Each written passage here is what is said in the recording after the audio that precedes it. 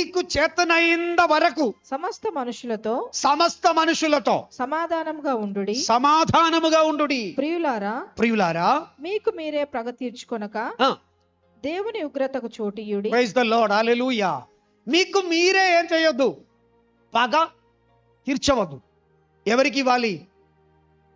దేవునికి అప్పచెప్పాలి. స్తోత్రం, హల్లెలూయా. దేవునికి అప్పచెప్పినట్లయితే దేవుడు నీ సమస్యలలోనికి ఎంటర్ అయితే ఖచ్చితంగా అందులో నీవు దేవుని హస్తమును చూడగలుగుతావు.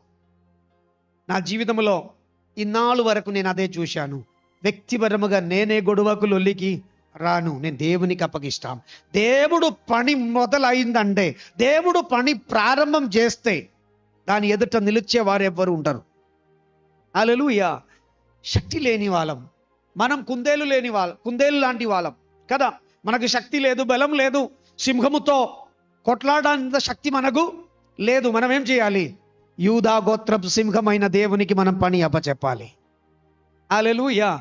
ఆ దేవుడు పని ప్రారంభిస్తే ముగింపు వరకు నీ ఉండి అది చూడగలుగుతావు. హల్లెలూయా. ఎంతమంది వ్యతిరేకించినా, ఎంతమంది సవాలు వేసినా, హల్లెలూయా, మన సమస్యను చూడొద్దు, మనం ఎవరిని చూడాలి? దేవుని చూడాలి. దావీదు అదే చేశాడు. ఇశ్రాయేల్ ప్రజలకు ఎదురుగా నిలబడి సవాలు వేస్తున్నటువంటి గోలియాతును చూడలేదు. దావీదు మీద అభిషేకముతో నింపిన దేవుని ముఖమును చూశాడు.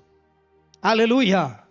ఇశ్రాయేల్ ప్రజలను షౌల్ రాజు గోలియాతును, తన ఆగారములను, తనతో కూడా ఉన్నటువంటి ఆయుధ అభ్యాసము కలిగినటువంటి సైనికులను చూసి భయపడి వెనకకు పోయినప్పుడు, చేతిలో ఏమీ లేకపోయినను దేవుడిచ్చిన అభిషేకముతో దావీదు ముందుకొచ్చాడు. దావీదు వలన గోలియాతు నేలమట్టం అయిపోయాడు. స్తోత్రం. నీ జీవితంలో సమస్యలు రాదని కాదు, సమస్యలు లేదని కాదు, సమస్యలను గొప్పగా చూడొద్దు. సమస్యకు మీద నిన్ను రక్షించగలిగిన దేవుని హస్తమును నీ చూడాలి. హల్లెలూయా.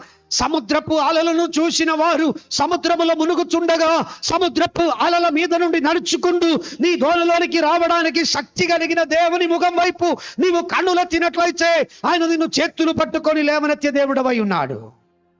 ప్రైజ్ ద లార్డ్, హల్లెలూయా. అనారోగ్యం వచ్చినప్పుడు, అప్పుల బాధలు వచ్చినప్పుడు, అసమాధానములు వచ్చినప్పుడు, పిల్లలు మాటలు వినకుండా వెళ్ళొచ్చినప్పుడు, అనారోగ్యం నిన్ను తరచుగా పీడిస్తున్నప్పుడు గుర్తించుకోవాలి, వీటి పైన నా కొరకు ఒక యజమానుడు ఉన్నాడు, వీటి పైన నన్ను రక్షించే నాయకుడు ఉన్నాడు.